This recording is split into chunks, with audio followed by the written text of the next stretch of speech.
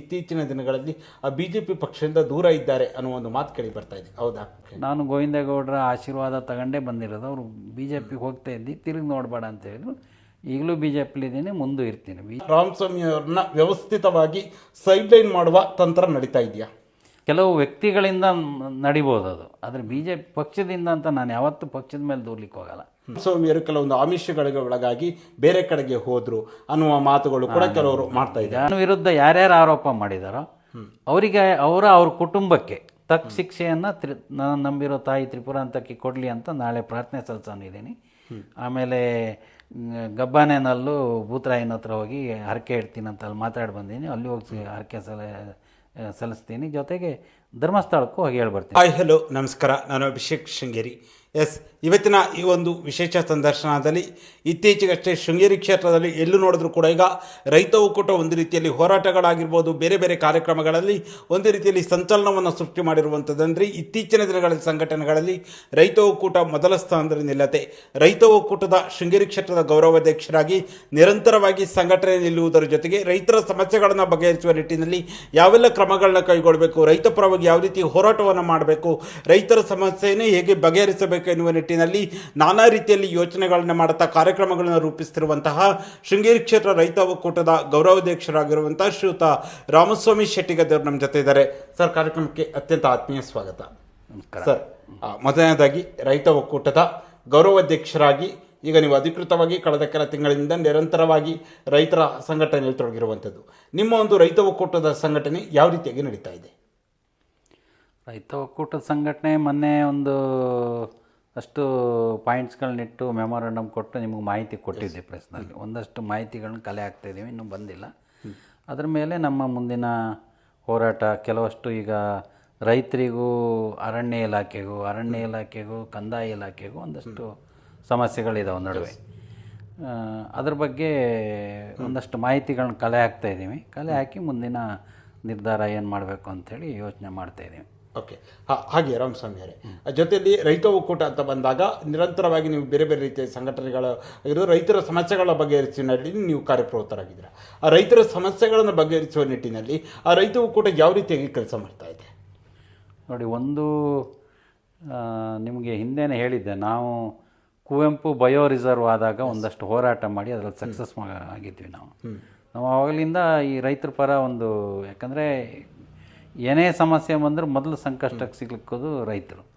ಹಾಗಾಗಿ ಅವ್ರ ಸಮಸ್ಯೆಗಳಿಗೆ ಸ್ಪಂದಿಸಬೇಕು. ಅವರು ಹಳ್ಳಿಯವರಿಗೆ ಕೆಲವರಿಗೆ ಅನುಭವ ಇರಲ್ಲ, ಅವ್ರ ಮೇಲೆ ಕೆಲವಷ್ಟು ದಬ್ಬಾಳಿಕೆಗಳು ನಡೆಯುತ್ತೆ. ಅದಕ್ಕೆ ನಾವು ಆಫೀಸ್ ಮಾಡ್ಕೊಂಡು ಆಫೀಸ್ ಥ್ರೂ ಅವ್ರ ಸಮಸ್ಯೆಗಳನ್ನ ಕೇಳುವಂಥದ್ದು, ಅದನ್ನು ಯಾರ ಗಮನಕ್ಕೆ ತರಬೇಕು ಅದನ್ನು ತರುವಂಥದ್ದು, ಅದನ್ನು ಪರಿಹಾರ ಮಾಡಿಕೊಡೋ ದೃಷ್ಟಿನಲ್ಲಿ ಒಂದಷ್ಟು ಕೆಲಸ ಮಾಡ್ತಾಯಿದ್ದೀವಿ.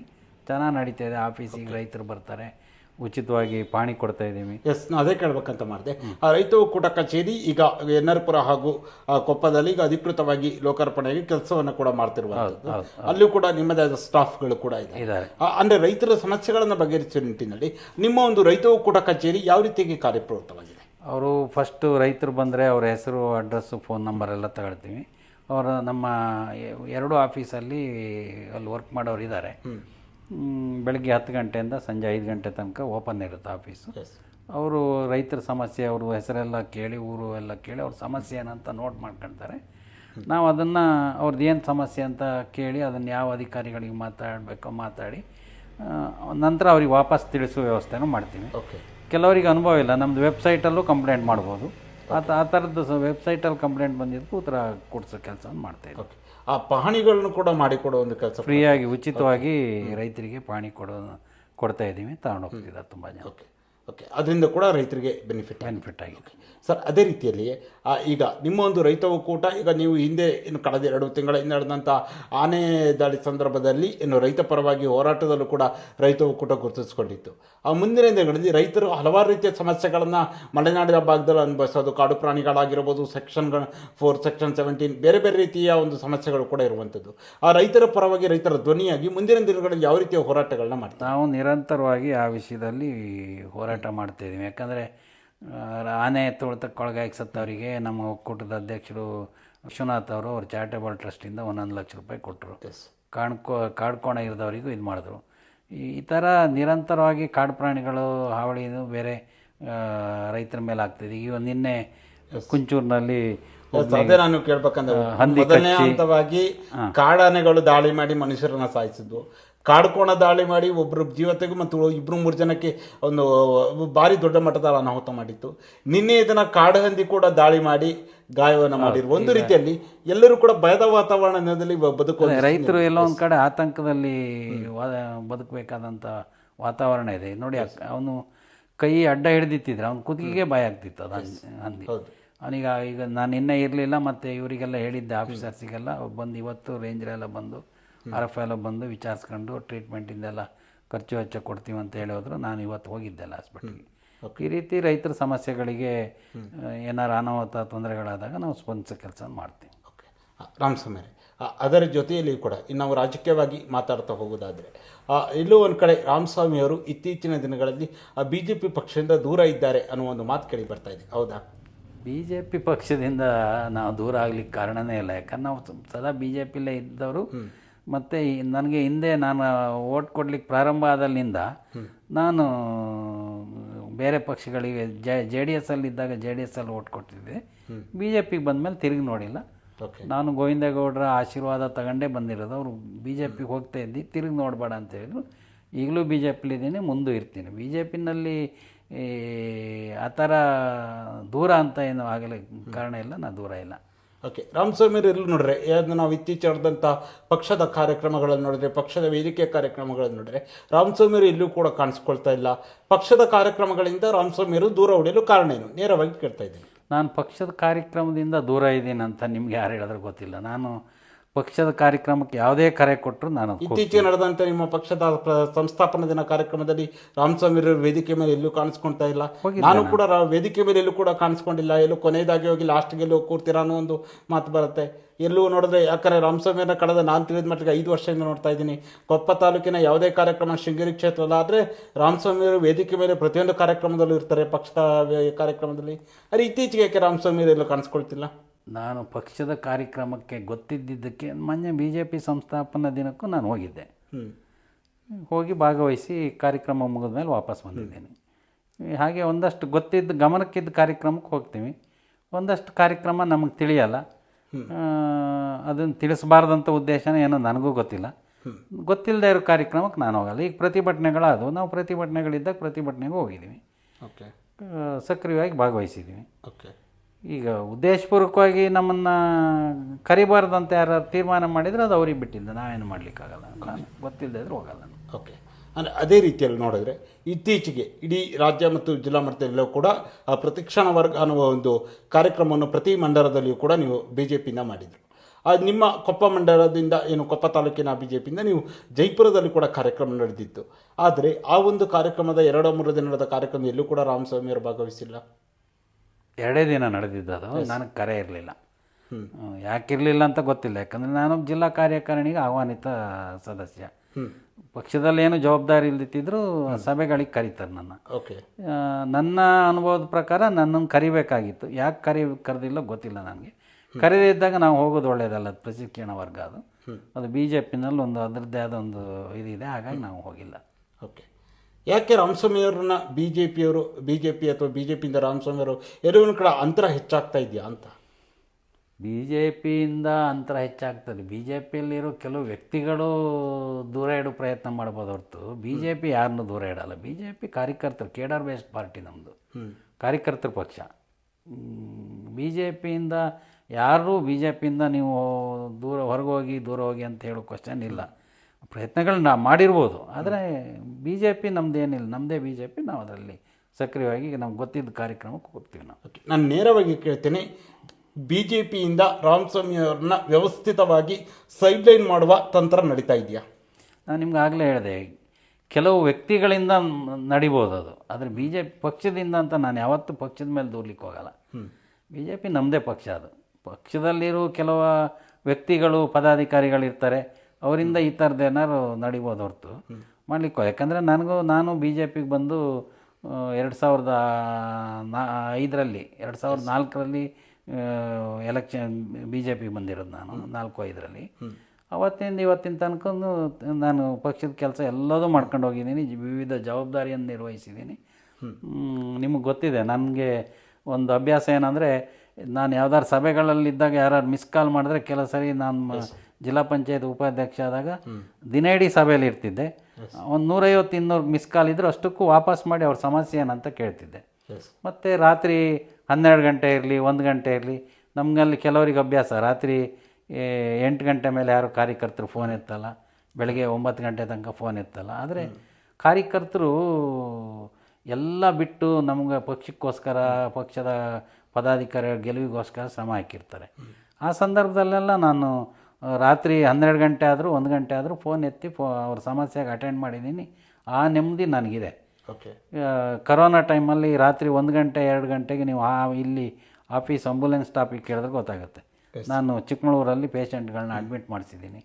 ಸತ್ತೋದವ್ರನ್ನ ಹೆಣನೂ ನಮ್ಮ ಪರಿವಾರದ ಕಾರ್ಯಕರ್ತ ಅಂತ ಹೇಳಿ ಹೆಣ ಸುಡಿಸೋ ಕೆಲಸನೂ ಮಾಡಿದ್ದೀನಿ. ನಾವು ನಿರಂತರವಾಗಿ ಜನರ ಜೊತೆ ನನಗೆ 42 ವರ್ಷ, 43ನೇ ವರ್ಷ ನಾನು ಸಾರ್ವಜನಿಕ ಜೀವನಕ್ಕೆ ಬಂದು, 43 ವರ್ಷದಿಂದನೂ ನಾನು ಸಾರ್ವಜನಿಕ ಜೀವನದಲ್ಲಿ ನನ್ನದೇ ಆದ ಒಂದು ಕಾರ್ಯಕ್ರಮಗಳನ್ನ ಹಾಕ್ಕೊಂಡು ನಡ್ಕೊಂಡು ಬಂದಿದ್ದೀನಿ. ಓಕೆ, ನನಗೆ ತಿಳಿದ ಮಟ್ಟಿಗೆ ನೀವು BJPಗೆ ಬಂದು ಹತ್ತತ್ರ 21-22 ವರ್ಷಗಳೇ ಆಗೋಗಿರುವಂಥದ್ದು. 2 ದಶಕಗಳೇ ಪೂರ್ಣಗೊಂಡಿದೆ. ಇಂಥ ಸಂದರ್ಭದಲ್ಲಿ ಯಾವತ್ತೂ ಕೂಡ ರಾಮಸ್ವಾಮಿಯವ್ರನ್ನ ಬಿಟ್ಟು ಕಾರ್ಯಕ್ರಮಗಳು ಮಾಡಿದ್ದು ನನಗೆ ಗೊತ್ತಿಲ್ಲ. ಆದರೆ ಇತ್ತೀಚಿನ ದಿನಗಳಲ್ಲಿ ರಾಮಸ್ವಾಮಿಯವ್ರನ್ನ ಬಿಟ್ಟು ಕಾರ್ಯಕ್ರಮ ಮಾಡುವ ಉದ್ದೇಶ ಏನಿದೆ? ನಾನು ಆಗಲೇ ಹೇಳಿದೆ, BJP ಪಕ್ಷ ಯಾರನ್ನೂ ದೂರ ಮಾಡಲ್ಲ. BJP ಪಕ್ಷದಲ್ಲಿರುವ ಕೆಲವು ಪದಾಧಿಕಾರಿಗಳು ಅಥವಾ ಕೆಲವರು ಆ ಥರ ನಡ್ಕೊಂಡಿರ್ಬೋದು. ನನಗದಕ್ಕೆ ಉದ್ದೇಶ ಏನು? ಅದು ಉದ್ದೇಶ ಅವ್ರನ್ನೇ ಕೇಳಬೇಕು. ನಮ್ಮನ್ನ ಇದು ಮಾಡಿದ್ರೆ ನಾನು ಅದು ಹೇಳೋದಕ್ಕೆ ಉತ್ತರ ನನ್ನ ಹತ್ರ ಕೇಳೋದಕ್ಕೆ ಗೊತ್ತಾಗಲ್ಲ ನಿಮಗೆ. ನನಗೆ ಗೊತ್ತಿರೋ ಕಾರ್ಯಕ್ರಮಕ್ಕೆ ನಾನು ಹೋಗ್ತೀನಿ, ಇದು ಮಾಡ್ತೀನಿ. ಓಕೆ, ಅದೇ ರೀತಿಯಲ್ಲಿ ಬಹುಶಃ NR-ಪುರದಲ್ಲಿ ನಡೆದಂಥ ಒಂದು ಪ್ರತಿಭಟನೆ, ಒಂದು ಪ್ರತಿಭಟನೆ ಮಾಡ್ತಾರೆ 4-5 ತಿಂಗಳ ಹಿಂದೆ. ಬಹುಶಃ ದೊಡ್ಡ ಮಟ್ಟದಲ್ಲಿ NR-ಪುರದ ಸರ್ಕಲ್ನ ಪ್ರತಿಭಟನೆ ಆಗುತ್ತೆ. ಆ ಟೈಮ್ನಲ್ಲಿ ಶೃಂಗೇರಿ ಕ್ಷೇತ್ರ ಮಟ್ಟದ ಹಿರಿಯ ನಾಯಕರುಗಳಂತ ಬಂದಾಗ ರಾಮಸ್ವಾಮಿಯವರು ಕೂಡ ಅತ್ಯಂತ ಹಿರಿಯ ನಾಯಕರು ಶೃಂಗೇರಿ ಕ್ಷೇತ್ರ BJPಲಿ. ಆದರೆ ಬೇರೆ ಬೇರೆಯವರೆಲ್ಲ ಭಾಷಣವನ್ನು ಮಾಡ್ತಾರೆ. ಆದರೆ ರಾಮಸ್ವಾಮಿಯವ್ರನ್ನ ಸಂಪೂರ್ಣವಾಗಿ ಭಾಷಣದಿಂದ ಕಡೆಗಣಿಸಲಾಗುತ್ತೆ. ಯಾಕೆ? ಇಲ್ಲ, ನನಗೆ ಲಿಸ್ಟಲ್ಲಿ ನಿಮ್ಮದು ಹೆಸರಿದೆ ಅಂತ ಹೇಳಿದರು. ಬಟ್ ನನ್ನ ಕರ್ತವ್ಯ, ಅವ್ರು ಕರೀಲಿ ಬಿಡಲಿ, ಪ್ರತಿಭಟನೆಗೆ ಕರೆದಿದ್ರು, ಪ್ರತಿಭಟನೆಗೆ ಹೋಗಿದ್ದೀನಿ, ಭಾಗವಹಿಸಿದ್ದೀನಿ. ಭಾಷಣ ಯಾಕೆ ಕೊಟ್ಟರು ಅದು ಸಂಘಟಕರಿಗೆ ಕೇಳಬೇಕು, ನಮ್ಗೆ ಗೊತ್ತಿಲ್ಲ ಅದು. ನಾನು ನನ್ನ ಕಾರ್ಯಕ್ರಮ ಮುಗಿದ ತನಕ ಇದ್ದು ವಾಪಸ್ ಹೊರಟಿದ್ದೀನಿ. ಓಕೆ, ಅಂದರೆ ಎಲ್ಲೋ ಒಂದು ಕಡೆ ನಿಮ್ಗೆ ಬೇಜಾರಾಯ್ತು, ಹೌದಾ, ನಾನು ಹಿರಿಯ ನಾಯಕ, ನನಗಿಲ್ಲ ಮಾತಾಡೋಕ್ಕೆ ಅವಕಾಶ ಕೊಟ್ಟಿಲ್ಲ, ಈ ರೀತಿ ಅದರದ್ದು ಏನಾರು? ಈ ಏನು ಗೊತ್ತಾ, ಸಂಘಟನೆ ನಿಂತು ನೀರಾಗಬಾರ್ದು, ಹರಿತಾ ಇರಬೇಕು. ಈ ಒಂದು ಹೊಸ ಜನಗಳು ಬರ್ತಾ ಇರಬೇಕು, ಸಂಘಟನೆಗಳು ಬೆಳೀತಾ ಇರಬೇಕು. ನಾವು ಇದ್ದವರೇ ಇರಬೇಕಂದ್ರೆ ಹೆಂಗಾಗುತ್ತೆ? ನಮಗೆ ಸಂಘಟನೆಗೆ ರಾಮಸ್ವಾಮಿ ಬರೋದ್ರ ನಾವು ನಮಗೇ ಭಾಷಣ ಕೊಡಬೇಕು, ನಾವೇ ಭಾಷಣ ಮಾಡಬೇಕು, ಬೇರೆ ಯಾರು ಭಾಷಣ ಮಾಡಬಾರ್ದು ಅನ್ನೋ ಮನಸ್ಥಿತಿ ನಂದಲ್ಲ. ನಂದ ಉದ್ದೇಶ ಏನಂದರೆ ಸಂಘಟನೆ ಬೆಳಿಬೇಕು, ನಿರಂತರವಾಗಿ ಹೊಸ ಮುಖಗಳು ಬರ್ತಾ ಇರಬೇಕು. ನಾವು ಇದ್ದವರೇ ಇರೋದಲ್ಲ, ಹೊಸಬರಿಗೂ ಅವಕಾಶಗಳನ್ನ ಮಾಡಿಕೊಡ್ಬೇಕು. ಅದು ನನ್ನ ಥಿಯರಿ. ನಾನು ಮೊದಲಿಂದನೂ ಅದನ್ನು ಪಾಲಿಸ್ಕೊಂಡು ಬಂದಿದ್ದೀನಿ. ಓಕೆ, ಹೊಸಬರು ಬರಬೇಕು ಅನ್ನೋ ಮಾತನ್ನು ನೀವು ಹೇಳಿದ್ರಿ. ಹೊಸಬರು ಬರಬೇಕನ್ನುವ ಕೆಲಸಕ್ಕೆ ರಾಮಸ್ವಾಮಿಯವರು ಈಗ ಮುನ್ನಡಿ ಬರೆದಿದ್ರಾ ಅಂತ? ನೋಡ್ರಿ, ಯಾರನ್ನೂ ಕೈ ಹಿಡ್ಕೊಂಡು ಬಂದು ನಡೆಸ್ಲಿಕ್ಕಾಗಲ್ಲ. ಅವರವರ ಆಸಕ್ತಿ ಮೇಲೆ ಮುಂದೆ ಬರ್ತಾರೆ, ಏನು ಮಾಡಲಿಕ್ಕಾಗಲ್ಲ ಅದು. ಓಕೆ, ಅದೇ ರೀತಿಯಲ್ಲಿ ಇತ್ತೀಚೆಗೆ ಇನ್ನೊಂದು ಮಾತುಗಳ ಕಡೆ ಬರ್ತಾ ಇದೆ. ರಾಮಸ್ವಾಮಿಯವರು ಕೆಲವೊಂದು ಆಮಿಷಗಳಿಗೆ ಒಳಗಾಗಿ ಬೇರೆ ಕಡೆಗೆ ಹೋದರು ಅನ್ನುವ ಮಾತುಗಳು ಕೂಡ ಕೆಲವರು ಮಾಡ್ತಾ ಇದ್ದಾರೆ. ಮನುಷ್ಯನ ತೇಜಾವಧೆ ಮಾಡಲಿಕ್ಕೆ ಏನೂ ಸಿಗಲಿಲ್ಲ ಅಂದರೆ ಹಿಂಗಿದ್ದ ಅಸ್ತ್ರ ಉಪಯೋಗಿಸ್ತಾರೆ. ನನ್ನ ಈ 42 ವರ್ಷ ಜೀವನದಲ್ಲಿ, ಸಾರ್ವಜನಿಕ ಜೀವನದಲ್ಲಿ ಯಾರು ಒಬ್ಬ ವ್ಯಕ್ತಿ ರಾಮಸ್ವಾಮಿಗೆ ದುಡ್ಡು ಕೊಟ್ಟಿದ್ದೀನಿ, ಕಮಿಷನ್ ಕೊಟ್ಟಿದ್ದೀನಿ ಅಂದರೆ ಹೇಳಿ. ಕಾಂಗ್ರೆಸ್ನವರು ನಮ್ಮ ವಿರೋಧಿಗಳು ಅವ್ರು ಮಾಡೋದಕ್ಕೆ ನನಗೆ ಬೇಜಾರಿಲ್ಲ. ಅವರು ವಿರೋಧ ಮಾಡುವಂಥದ್ದು ಮಾಡ್ತಾರೆ, ಅವರು ಹೇಳಿದ್ದಾರೆ ಎಲ್ಲ. ಈ ವಿಶ್ವನಾಥ್ ಹತ್ರ ದುಡ್ಡು ತಗೊಂಡು ಹೋಗಿದ್ದಾರೆ, ಆಮಿಷಕ್ಕೆ ಒಳಗಾಗಿದ್ದಾರೆ ಅಂತಲೂ ಕಾಂಗ್ರೆಸ್ ನಾಯಕರೊಬ್ಬರು ಹೇಳಿದ್ದಾರೆ. ನನಗೆ ಅದಕ್ಕೆ ಬೇಜಾರಿಲ್ಲ, ಅವ್ರ ಅಭ್ಯಾಸ ಅದು. ವಿರೋಧ ಮಾಡಬೇಕಾಗಿ ವಿರೋಧ ಪಕ್ಷದಲ್ಲಿ ಇದ್ದಾಗ ಹೇಳ್ತಾರೆ. ನಾನು ಅದಕ್ಕೆ ಅವ್ರು ನೀವು ಬೈದಿ ತಪ್ಪು ಅಂತಲೂ ಹೇಳಲ್ಲ, ಏನೂ ಹೇಳಲ್ಲ ನಾನು ಅವರಿಗೆ. ದೇವ್ರು ಒಳ್ಳೆ ಬುದ್ಧಿ ಕೊಡಲಿ ಅಂತೇಳಿ. ನಮ್ಮ ಪಕ್ಷದಲ್ಲಿ ಇದ್ದವ್ರು ಕೆಲವ್ರು ಹೇಳಿದಾಗ ಬೇಜಾರಾಗುತ್ತೆ. ಅದಕ್ಕೆ ತುಂಬ ಜನ ನನಗೆ ಕೇಳಿದ್ರು, ನೀವು ಹಿಂಗೆ ಸುಮ್ಮನೆ ಕೂತೀರಿ ನೋಡಿ, ನಿಮ್ಮ ಬಗ್ಗೆ ಆರೋಪ ಮಾಡ್ತಿದ್ದಾರೆ ಈ ಥರ ಅಂಥೇಳಿ. ನಾನು ಅದಕ್ಕೊಂದು ತೀರ್ಮಾನಕ್ಕೆ ಬಂದಿದ್ದೀನಿ. ನಾನು ಯಾರಾದರೂ ಹತ್ರ ₹1 ದುಡ್ಡಿಗೋಸ್ಕರ ಆಮಿಷಕ್ಕೆ ಬಲಿಯಾಗಿದ್ದರೆ, ನಾನು ನಂಬಿರೋ ದೇವರು ನನಗೆ ಶಿಕ್ಷೆ ಕೊಟ್ಟರು ನಾನು ರೆಡಿ ಇದ್ದೀನಿ. ಇಲ್ಲ ಅಂದರೆ ನನ್ನ ವಿರುದ್ಧ ಯಾರ್ಯಾರು ಆರೋಪ ಮಾಡಿದಾರೋ ಅವರಿಗೆ ಅವ್ರ ಕುಟುಂಬಕ್ಕೆ ತಕ್ಕ ಶಿಕ್ಷೆಯನ್ನು ನಾನು ನಂಬಿರೋ ತಾಯಿ ತ್ರಿಪುರ ಅಂತಕ್ಕೆ ಕೊಡಲಿ ಅಂತ ನಾಳೆ ಪ್ರಾರ್ಥನೆ ಸಲ್ಲಿಸೋನಿದ್ದೀನಿ. ಆಮೇಲೆ ಗಬ್ಬಾನೆನಲ್ಲೂ ಭೂತರಾಯನ ಹತ್ರ ಹೋಗಿ ಹರಕೆ ಇಡ್ತೀನಿ ಅಂತ ಅಲ್ಲಿ ಮಾತಾಡಿ ಬಂದೀನಿ. ಅಲ್ಲಿ ಹೋಗಿ ಹರಕೆ ಸಲ್ಲಿಸ್ತೀನಿ. ಜೊತೆಗೆ ಧರ್ಮಸ್ಥಳಕ್ಕೂ ಹೋಗಿ ಹೇಳ್ಬರ್ತೀನಿ. ಯಾಕಂದ್ರೆ ಅದೊಂದು ನಂಗೆ ಮನಸ್ಸಿಗೆ ನೋವಾಯಿತು. ನನ್ನ ಇಷ್ಟು 42 ವರ್ಷದ ಜೀವನದಲ್ಲಿ ನಾನು ಎಲ್ಲೂ ಯಾರ ಹತ್ರ ಕೈ ಚಾಚಿಲ್ಲ, ಯಾವ ಕಾಂಟ್ರಾಕ್ಟ್ ಹತ್ರ ಕೈ ಚಾಚಿಲ್ಲ, ಕಮಿಷನ್ ತಗೊಂಡಿಲ್ಲ ಅಥವಾ ರಿಯಲ್ ಎಸ್ಟೇಟ್ ಮಾಡಿಲ್ಲ, ಯಾರೋ ಕಾಂಟ್ರಾಕ್ಟ್ಗಳನ್ನ ಬ್ಲ್ಯಾಕ್ ಮೇಲ್ ಮಾಡಿ ದುಡ್ಡು ತಗೊಂಡಿಲ್ಲ. ಅದು ಆ ತೃಪ್ತಿ ನನಗಿದೆ. ಅದನ್ನು ಯಾರು ಆರೋಪ ಮಾಡೋರು ನೇರವಾಗಿ ಹೇಳಿದ್ರೆ ನಾನು ಅವ್ರು ಹೇಳಿ ಸ್ಥಳಕ್ಕೆ ಬರಲಿಕ್ಕೂ ರೆಡಿ ಇದ್ದೀನಿ. ಸುಮ್ಮನೆ ಈ ರೀತಿ ಗಾಳಿಯಲ್ಲಿ ಗುಂಡು ಹೊಡ್ಕೊಂಡು ಹೋಗೋರಿಗೆ ಏನೂ ಮಾಡಲಿಕ್ಕಾಗಲ್ಲ. ಅವ್ರಿಗೆ ತಕ್ಕ ಶಿಕ್ಷೆಯನ್ನು ನಾನು ತಪ್ಪು ಮಾಡಿದರೆ ನಂಗೆ ಶಿಕ್ಷೆ ಕೊಡ್ತಾ ಇಲ್ಲಿತ್ತಿದ್ರೆ ಅಥವಾ ಸುಳ್ಳು ಹೇಳಿದವರಿಗೆ ಶಿಕ್ಷೆ ಕೊಡಿ ಅಂಥೇಳಿ ಅವರ ಕುಟುಂಬಕ್ಕೆ ತಕ್ಕ ಶಿಕ್ಷೆ ನೀವು ಕೊಡಬೇಕು ಅಂಥೇಳಿ ನಾನು ದೇವರಲ್ಲಿ ಪ್ರಾರ್ಥನೆ ಇಡ್ತಾ ಇದ್ದೀನಿ ನಾಳೆ. ಅಂಶಪಡಿ ಅದು ಎಲ್ಲೋ ಒಂದು ಕಡೆ ನೋಡಿದ್ರೆ ನೀವು ಇತ್ತೀಚೆಗೆ ರೈತ ಒಕ್ಕೂಟದಲ್ಲೂ ಕೂಡ ಆ್ಯಕ್ಟಿವ್ ಆಗಿರುವಂಥದ್ದು, ಕ್ಷೇತ್ರಾದ್ಯಂತ ನಿಮ್ಮಿಂದ ಅದೇ ರೀತಿಯಲ್ಲಿ ಸಂಘಟನೆಗಳನ್ನ ಮಾಡ್ತಾ ಇದ್ದೀರಾ, ನಿರಂತರವಾಗಿ ಹೋರಾಟಗಳನ್ನ ಮಾಡ್ತೀರಾ, ಸಾರ್ವಜನಿಕವಾಗಿಯೂ ಕೂಡ ನೀವು ಹೆಚ್ಚಿನದಾಗಿ ಗುರುತಿಸ್ಕೊಳ್ತಿರುವಂಥದ್ದು. ಈ ಎಲ್ಲದನ್ನು ಹತ್ತಿಕ್ಕುವ ನಿಟ್ಟಿನಲ್ಲಿ ನಿಮ್ಮ ವಿರುದ್ಧ ಎಲ್ಲೋ ಒಂದು ಕಡೆ ಪಿತೂರಿ ಆಗ್ತಾ ಇದೆ ಅಂತ ಅನ್ಸಲ್ವಾ? ನೋಡಿ, ನಿಮ್ಗೆ ಆಗಲೇ ಹೇಳಿದೆ ನಾನು, ನೀವು ಕೇಳ್ತಾ ಪೂರ್ತಿ ಹೇಳಿಲ್ಲ ನಾನು. ನಾನು ಯಾವುದೇ ಆಮಿಷಕ್ಕೆ ಒಳಗಾಗೋ ವ್ಯಕ್ತಿ ಅಲ್ಲ. ನನ್ನ ಮನಸ್ಸಿಗೆ ಕಂಡಿದ್ದನ್ನು ನೇರವಾಗಿ ಮಾಡೋಣ. ಆದರೆ ನಮ್ಮಲ್ಲಿ ಒಂದು ಅಧಿಕಾರ ಅನುಭವಿಸೋರು ಒಂದು 20%, ಜಿಲ್ಲಾ ಪಂಚಾಯತ್, ತಾಲೂಕ್ ಪಂಚಾಯತ್, ಗ್ರಾಮ ಪಂಚಾಯತಿ, ಕೋಆಪ್ರೇಟಿವ್ ಅಂತೇಳಿ. ಉಳಿದಿದ್ದು 80% ಕಾರ್ಯಕರ್ತರು ಪ್ರಾಮಾಣಿಕವಾಗಿ ಕೆಲಸ ಮಾಡೋರು. ಬಿ ಜೆ ಪಿನಲ್ಲಿ ಯಾವುದೇ ಆಮಿಷಕ್ಕೆ ಒಳಗಾಗದೆ ಕೆಲಸ ಮಾಡೋರು. ನಮಗೆ ಹೆಮ್ಮೆ ಇದೆ, ಬಿ ಜೆ ಪಿನಲ್ಲಿ ಇರೋ ಪ್ರಾಮಾಣಿಕ ಕಾರ್ಯಕರ್ತರು ಬೇರೆ ಯಾವ ಪಕ್ಷದಲ್ಲೂ ಇಲ್ಲ. ಆದರೆ ಅಂಥವರು ಕಾರ್ಯಕರ್ತರು ಏನಾದ್ರು ಸಂಕಟಕ್ಕೆ ಸಿಲುಕಿಸಿದಾಗ ಅವ್ರಿಗೆ ಸಹಕಾರ ಮಾಡಬೇಕಾಗಿದ್ದು ನಮ್ಮದು ಕರ್ತವ್ಯ. ನಾವು ನಾಯಕರು ಅನ್ಸ್ಕೊಂಡವ್ರು ಅವ್ರಿಗೆ ಸಹಕಾರ ಮಾಡಬೇಕು. ಯಾಕಂದರೆ ನಾವು ಅವರಿಂದ ದುಡ್ಸ್ಕೊಂಡಿರ್ತೀವಿ, ಕೆಲಸ ಮಾಡಿಸ್ಕೊಂಡಿರ್ತೀವಿ. ನಾವು ಏನಾರು ಅಧಿಕಾರ ಅನುಭವಿಸಿದ್ದೀವಿ, ನಾವು ಏನಾರು ಸಮಾಜದಲ್ಲಿ ಜನ ಗುರುತಿಸ್ತಾರಂತಂದರೆ ಆ ಕಾರ್ಯಕರ್ತರಿಂದ, ಪಾಪದ ಕಾರ್ಯಕರ್ತರಿಂದ.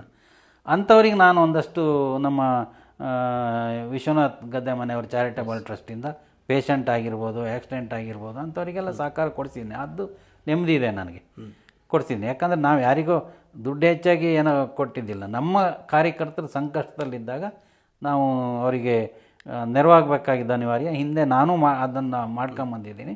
ಈಗ ಭಾಳ ದೊಡ್ಡ ಮಟ್ಟದಲ್ಲಿ ಸಂಕಷ್ಟಕ್ಕೆ ಸಿಕ್ಕಿದ್ದಾರೆ, ಕಷ್ಟ ಇದೆ ಅಂತ ಹೇಳಿದ್ರೆ ನಾವು ಅವ್ರ ಹತ್ರ ಚಾರಿಟಬಲ್ ಟ್ರಸ್ಟಿಂದ ಅನುದಾನ ಕೊಡಿಸಿದ್ದೀವಿ. ಕೆಲವರು ದೇವಸ್ಥಾನ ಅಂತ ಬರ್ತಾರೆ. ಮತ್ತು ಹೆಚ್ಚಿನ ಯೂತ್ಸು ಇರೋದು ಬಿ ಜೆ ಪಿನಲ್ಲಿ. ಆದರೆ ಅವರು ಏನೋ ಒಂದು ಕ್ರೀಡಾಕೂಟ ಅಂತ ಬರ್ತಾರೆ. ನಾವು ಆವಾಗ ಅವ್ರಿಗೆ ಸಣ್ಣ ಮಟ್ಟದ ಸಹಕಾರ ಕೊಡಬೇಕಾದ್ರೆ ನಾವು ಸುಮ್ಮನೆ ಕೊಡೋಲ್ಲ. ನೀವು ಇದನ್ನು ಕ್ರೀಡೆಯಲ್ಲೇ ಮುಂದುವರಿರಿ, ಯಾವುದೇ ದುಶ್ಚಾಟಗಳಿಗೆ ಬಲಿಯಾಗಬೇಡಿ.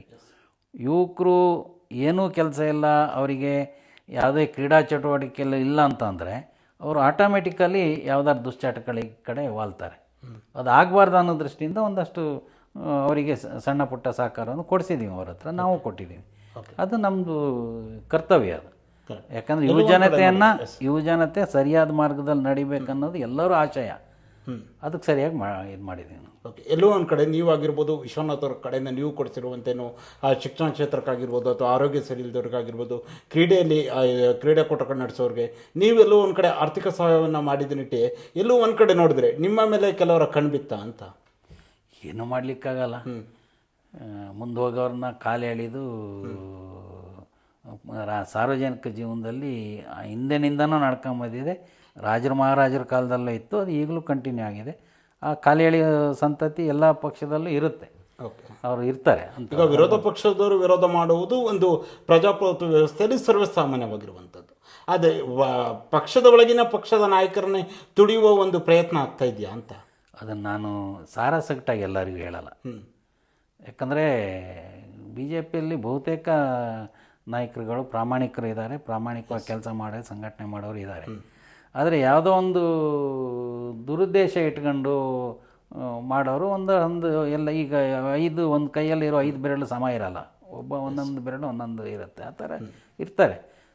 ಅವ್ರಿಗೆ ಏನು ಹೇಳಕ್ಕೆ ಬರೆಸ್ತೀನಿ ಅಂದರೆ ದೇವರು ಅವ್ರಿಗೆ ಒಳ್ಳೆ ಬುದ್ಧಿ ಕೊಡಲಿ ಅಂತ ಹೇಳ್ಕೊಳ್ತೀವಿ. ಓಕೆ, ಬಿ ಜೆ ಪಿಯ ಕಾರ್ಯಕರ್ತರು ಅಂತ ಬಂದಾಗ ಸಾರ್ವಜನಿಕ ವಲಯದಲ್ಲೂ ಆಗಿರ್ಬೋದು ಅಥವಾ ವೈಯಕ್ತಿಕ ನಾವು ನೋಡಿದ ವಿಚಾರ ಬೇರೆ ಬೇರೆ ಕಡೆ ಚರ್ಚೆಯಲ್ಲಿರುವಂಥ ವಿಚಾರ ಅಂದರೆ ಬಿ ಜೆ ಪಿಯ ಕಾರ್ಯಕರ್ತರು ದೇವದುರ್ಲಭ ಕಾರ್ಯಕರ್ತರು ಅನ್ನುವ ಮಾತು ಕೂಡ ಸಾರ್ವಜನಿಕವಾಗಿ ಇರುವಂಥದ್ದು. ಅದು ಎಲ್ಲೂ ಒಂದು ಕಡೆ ನೋಡಿದ್ರೆ ಇಲ್ಲಿ ಉಂಟಾಗಿರುವಂಥ ಕೆಲವೊಂದು ಗೊಂದಲಗಳು ಅಥವಾ ಕೆಲವೊಂದು ಪ್ರಚಾರ ಅಪಪ್ರಚಾರಗಳಾಗಿರ್ಬೋದು, ಎಲ್ಲೂ ಒಂದು ಕಡೆ ಕಾರ್ಯಕರ್ತರಲ್ಲೂ ಕೂಡ ಒಂದು ರೀತಿ ಗೊಂದಲದ ವಾತಾವರಣ ಸೃಷ್ಟಿಯಾಗಿಲ್ವಾ?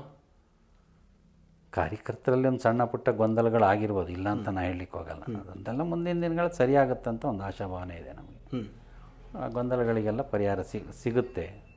ಯಾಕಂದರೆ ಕಾರ್ಯಕರ್ತರ ಬೈಕೇನೋ ಅದೇ ಗೊಂದಲಗಳಾಗಬಾರ್ದು ಅಂತೇಳಿ ಆಗುತ್ತೆ ಅಂತ ಕಾರಣ. ರಾಮಸ್ವಾಮಿ, ಹಾಗೆ ಮುಂದಿನ ದಿನಗಳಲ್ಲಿ ನಿಮ್ಮ ರೈತ ಒಕ್ಕೂಟ ಆಗಿರ್ಬೋದು, ನಿಮ್ಮ ಸಂಘಟನೆಗಳಿಂದ ವಿಶ್ವನಾಥ ಚಾರಿಟಬಲ್ ಟ್ರಸ್ಟ್ ವತಿಯಿಂದ ಮುಂದಿನ ದಿನಗಳಲ್ಲಿ ಶೃಂಗೇರಿ ಕ್ಷೇತ್ರ ರೈತರಿಗಾಗಿರ್ಬೋದು ಅಥವಾ ಸಾರ್ವಜನಿಕ ಜೀವನದಲ್ಲಿ ತೊಂದರೆಯಲ್ಲಿರುವವರಿಗೆ ಯಾವ ರೀತಿಯಾದ ಒಂದು ಸಹಕಾರವನ್ನು ನೀಡಬೇಕು ಅಂದ್ಕೊಂಡಿದ್ದೀರಾ? ನಾವು ಈಗಾಗಲೇ ಸಾಕಷ್ಟು ಸಹಕಾರ ಕೊಡ್ತಿದ್ದೀವಿ. ರೈತರಿಗೆ ಅನುಕೂಲ ಆಗುವಂಥ ಒಂದಷ್ಟು ಕಾರ್ಯಕ್ರಮಗಳನ್ನ ಮಾಡಬೇಕಂತ ಯೋಚನೆ ಇದೆ, ಮಾಡ್ತೀವಿ. ಓಕೆ. ನಮಗೆ ವಿಶೇಷವಾಗಿ ಪ್ರಧಾನಮಂತ್ರಿಯವರ ಏನು ಉದ್ದೇಶಗಳಿದ್ದಾವೆ ಅದಕ್ಕೆ ಸ್ಪಂದಿಸೋ ಕೆಲಸನ ನಾವು ನಮ್ಮ ಸಂಘಟನೆ ಕಡೆಯಿಂದನೂ ಮಾಡ್ತೀವಿ. ಉದಾಹರಣೆಗೆ ಮೊನ್ನೆ ನರೇಂದ್ರ ಮೋದಿಯವರು, ನಾನು ಅದೇ ಕೇಳ್ಬೇಕಂತ ಮೊನ್ನೆ ಏನು ಮಂಡ್ಯದಲ್ಲಿ ನೆಲಮಂಗಲ ಏನು ಅಲ್ಲಿ ನಡೆದಂಥ ಒಂದು ನಾಗಮಂಗಲ ಅಲ್ಲಿ ನಡೆದಂಥ ಒಂದು ಕಾರ್ಯಕ್ರಮಕ್ಕೆ ಶೃಂಗೇರಿ ಕ್ಷೇತ್ರದಿಂದ 5 ಬಸ್ಗಳು ಅನ್ಸುತ್ತೆ, ಒಂದೆರಡು ಬೇರೆ TT ವಾಹನಗಳಲ್ಲೂ ಕೂಡ 300ಕ್ಕೂ ಹೆಚ್ಚು ಕಾರ್ಯಕರ್ತರನ್ನ ಕರೆದುಕೊಂಡು ನರೇಂದ್ರ ಮೋದಿ ಅವರ ಕಾರ್ಯಕ್ರಮಕ್ಕೆ ಕರ್ಕೊಂಡು ಹೋಗ್ತೀರಾ. ಆ ಒಂದು ಕಾರ್ಯಕ್ರಮದ ಕುರಿತಾಗಿ ಏನು ಹೇಳ್ತೀರಾ? ಭಾಳ ಒಳ್ಳೆಯ ಕಾರ್ಯಕ್ರಮ. ಅವರು ಮೋದಿಯವರು ಭಾಳ ಚೆನ್ನಾಗಿ ಮಾತಾಡಿದ್ರು, ಗುರುಗಳ ಬಗ್ಗೆನೂ ಭಾಳ ಚೆನ್ನಾಗಿ ಮಾತಾಡೋದು ಹೆಮ್ಮೆ ಇದೆ. ಎರಡನೇದು ಮೊದಲನೇದಾಗಿ ನಮ್ಮ ದೇಶದ ಪ್ರಧಾನಿ, ನಮ್ಮ ನೆಚ್ಚಿನ ನಾಯಕರು. ಎರಡನೇದಾಗಿ ನಮ್ಮ ಸ್ವಾಮೀಜಿ. ಅದರಲ್ಲಿ ಭಾಗವಹಿಸಬೇಕಾಗಿದ್ದು ನಮ್ಮ ಕರ್ತವ್ಯ. ಆ ದೃಷ್ಟಿನಲ್ಲಿ ನಾವು ಬರ್ತೀವಿ, ಯಾರ್ಯಾರು ಬರ್ತೀವಿ ನಾವು ಗ್ರೂಪ್ಗಳಲ್ಲೂ ಹಾಕಿದ್ದು, ಬರೋರು ಹೆಸರು ಕೊಡಿ ಅಂತೇಳಿ ಹಿಂದಿನ ದಿನ 4 ಗಂಟೆ ಒಳಗೆ ಎಲ್ಲ ಹೆಸರು ಕೊಟ್ಟರು ಕೆಲವರು. ಅದ್ರ ಪ್ರಕಾರ ಬಂದವ್ರನ್ನೆಲ್ಲರನ್ನೂ ಯಾರನ್ನೂ ಬಿಟ್ಟೋಗಿಲ್ಲ, ಎಲ್ಲರನ್ನೂ 6 ಬಸ್ಸು 3 TT ಮತ್ತು ಬೇರೆ ವೆಹಿಕಲ್ಗಳಿದ್ದು ಮಾಡಿ ಎಲ್ಲರನ್ನೂ ಕರ್ಕೊಂಡ್ಬಂದಿದ್ವಿ. ಓಕೆ. ಕಾರ್ಯಕರ್ತರಿಗೆ ಹೇಗೆ ಅನಿಸ್ತಾ? ಯಾಕಂದರೆ ನರೇಂದ್ರ ಮೋದಿ ಅವ್ರನ್ನ ನೋಡ್ಬೇಕಂದ್ರೆ ಪ್ರತಿಯೊಬ್ಬ ಕಾರ್ಯಕರ್ತರಿಗೂ BJP ಕಾರ್ಯಕರ್ತರಿಗೂ ನಿಜವಾಗ್ಲೂ ಕೂಡ ಆಸೆ ಇದ್ದೇ ಇರುತ್ತೆ. ಆ ಕಾರ್ಯಕರ್ತರ ಒಪಿನಿಯನ್ಗಳು, ಯಾಕಂದರೆ ನೀವು ಇಲ್ಲಿಂದ ಕಾರ್ಯಕರ್ತರಿಗೆ ಏನು ಅನಿಸ್ತಂದರೆ, ಸಾಮಾನ್ಯವಾಗಿ ಈ ಥರ ರ್ಯಾಲಿಗಳು ನಡೆಯೋದು ರಾಜಕೀಯ ವೇದಿಕೆಯಲ್ಲಿ ನಡೆಯುತ್ತೆ, ಚುನಾವಣೆಯ ಸಂದರ್ಭದಲ್ಲಿ ನಡೆಯುತ್ತೆ. ಆದರೆ ಇದು ಒಂದು ಧಾರ್ಮಿಕ ಕಾರ್ಯಕ್ರಮ. ಧಾರ್ಮಿಕ ಕಾರ್ಯಕ್ರಮದಲ್ಲಿ ಮೋದಿ ಎಲ್ಲೂ ಧಾರ್ಮಿಕತೆಯನ್ನು ಬಿಟ್ಟು ಮಾತಾಡಿಲ್ಲ. ಹಂಗಾಗಿ ಅಲ್ಲಿ ಬಂದವರಿಗೆ ಖುಷಿ ಅನಿಸ್ತು. ಒಳ್ಳೆಯ ಧಾರ್ಮಿಕ ಕಾರ್ಯಕ್ರಮದಲ್ಲಿ ನಾವು ಭಾಗವಹಿಸಿದ್ದೀವಿ ಅಂತ ಎಲ್ಲರೂ ಸಮಾಧಾನದಲ್ಲಿ ಖುಷಿಯಲ್ಲಿ ಹೋಗ್ಬಂದಿದ್ದಾರೆ. ರಾಮಸ್ವಾಮಿ, ಅದೇ ರೀತಿ ಕೊನೆಯದಾಗಿ ನಿಮ್ಮ ಈ ಒಂದು ಸಂದರ್ಭದಲ್ಲಿ ನಿಮ್ಮ ಪಕ್ಷದ ಕಾರ್ಯಕರ್ತರಿಗಾಗಿರ್ಬೋದು, ನಿಮ್ಮ ಮುಖಂಡರುಗಳಿಗೆ ಏನು ಹೇಳಕ್ಕೆ ಬಯಸ್ತೀರಾ? ನಾನು ನಮ್ಮ ಪಕ್ಷದ ಕಾರ್ಯಕರ್ತರಿಗೆ ಹೇಳೋದು, ಇನ್ನು ಗ್ರಾಮ ಪಂಚಾಯತಿ, ಜಿಲ್ಲಾ ಪಂಚಾಯತ್, ತಾಲೂಕು ಪಂಚಾಯತಿ ಎಲೆಕ್ಷನ್ ಬರುತ್ತೆ. ಯಾರೋ ಅಪಪ್ರಚಾರಕ್ಕೆ ಅಥವಾ ಯಾರೋ ಇಬ್ಬರು ಹೇಳಿದ್ದಕ್ಕೆ ಕಿವಿಗೊಟ್ಟು ಸಂಘಟನೆಯನ್ನು ಹಾಳು ಮಾಡಬಾರ್ದು. ಒಟ್ಟಾಗಿ ಹೋಗೋಣ, ನಾವು ನಿಮ್ಮ ಜೊತೆಗೆ ಇರ್ತೀವಿ ಸದಾ ಅಂತೇಳಿ ಈ ಸಂದರ್ಭದಲ್ಲಿ ಹೇಳಲಿಕ್ಕೆ ಇಷ್ಟಪಡ್ತೀನಿ. ರಾಮಸ್ವಾಮಿ, ಇದುವರೆಗೂ ಈ ಒಂದು ಸಂದರ್ಶನದಲ್ಲಿ ಭಾಗವಹಿಸಿ ನಿಮ್ಮ ರೈತ ಒಕ್ಕೂಟದ ಸಂಘಟನೆ ಆಗಿರ್ಬೋದು, ರೈತ ಒಕ್ಕೂಟ ಯಾವ ರೀತಿಯಾಗಿ ಕಾರ್ಯನಿರ್ವಹಿಸ್ತಾ ಇದೆ, ರೈತರ ಸಮಸ್ಯೆಗಳನ್ನು ಬಗೆಹರಿಸುವ ನಿಟ್ಟಿನಲ್ಲಿ ಮುಂದಿನ ದಿನಗಳು ಯಾವ ರೀತಿಯಾಗಿ ಹೋರಾಟವನ್ನು ಮಾಡ್ತೀರಾ, ನಿಮ್ಮ ಮೇಲೆ ಇದ್ದಂಥ ಕೆಲವೊಂದು ಆರೋಪಗಳಾಗಿರ್ಬೋದು, ಪಕ್ಷದ ಕಾರ್ಯಕ್ರಮಗಳಲ್ಲಿ ಇಂದ ನೀವು ದೂರ ಉಳಿದ ವಿಚಾರ ಆಗಿರ್ಬೋದು, ನಿಮಗೆ ಎನ್ಆರ್ಪುರದಲ್ಲಿ ಭಾಷಣವನ್ನು ಕೊಡೋದ ವಿಚಾರ ಆಗಿರ್ಬೋದು, ಹಾಗೆ ಇತ್ತೀಚೆಗೆ ಮಂಡ್ಯದ ಕಾರ್ಯಕ್ರಮಕ್ಕೆ 300ಕ್ಕೂ ಹೆಚ್ಚು ಕಾರ್ಯಕರ್ತರು ನೀವು ಇಲ್ಲಿಂದ ಕತ್ಕೊಂಡಿದ್ದ ವಿಚಾರ ಆಗಿರ್ಬೋದು, ನಿಮ್ಮ ಕಾರ್ಯಕರ್ತರಿಗೆ ಯಾವ ರೀತಿಯ ಗೊಂದಲವಿದೆ, ಆ ಗೊಂದಲ ನಿವಾರಿಸುವ ನಿಟ್ಟಿನಲ್ಲಿ ಹೇಗೆ ಎಲ್ಲರೂ ಪ್ರಯತ್ನಿಸಬೇಕು, ಎಲ್ಲ ವಿಚಾರಗಳ ಕುರಿತಾಗಿ ಸುದೀರ್ಘವಾದ ಚರ್ಚೆಯಲ್ಲಿ ಭಾಗವಹಿಸಿದ್ದಕ್ಕಾಗಿ ನಮ್ಮ ಸೈರಿ ಸಮಾಚಾರ ತಂಡದ ವತಿಯಿಂದ ನಿಮಗೆ ಹೃತ್ಪೂರ್ವಕ ಧನ್ಯವಾದಗಳು. ನೋಡಿದ್ರಲ್ಲ ವೀಕ್ಷಕರೇ, ಇದು ಶೃಂಗೇರಿ ಕ್ಷೇತ್ರ BJP ಮುಖಂಡರು ಹಾಗೂ ರೈತ ಒಕ್ಕೂಟದ ಗೌರವಾಧ್ಯಕ್ಷರಾಗಿರುವಂಥ ಶ್ರೀಯುತ ರಾಮಸ್ವಾಮಿ ಶೆಟ್ಟಿಗದವರ ಜೊತೆಗಿನ ವಿಶೇಷ ಸಂದರ್ಶನ. ಮುಂದಿನ ವಾರ ಇನ್ನೊಬ್ಬ ವಿಶೇಷ ಅತಿಥಿಯ ಜೊತೆ ನಿಮ್ಮ ಮುಂದೆ ಬರುತ್ತೇನೆ. ನಮಸ್ಕಾರ.